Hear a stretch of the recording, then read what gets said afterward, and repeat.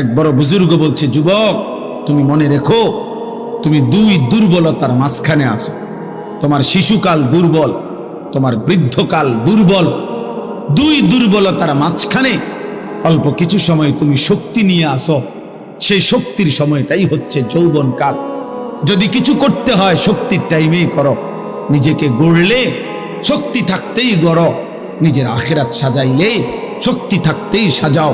হয় তুমি পিছনের দিকে শিশুকালে আর যাইতে পারবা না, আর বৃদ্ধকালে পৌঁছে গেলে দুর্বল হয়ে যাবে, তখনও আর পারবা, অথবা কবরে চলে যাবে।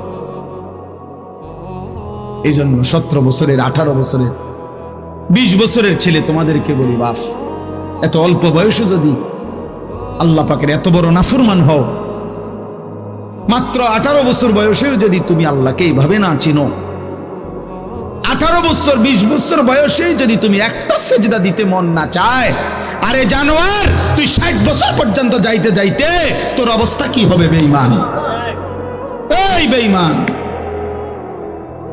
এই নিকৃষ্ট, তোর হালাত কি হবে?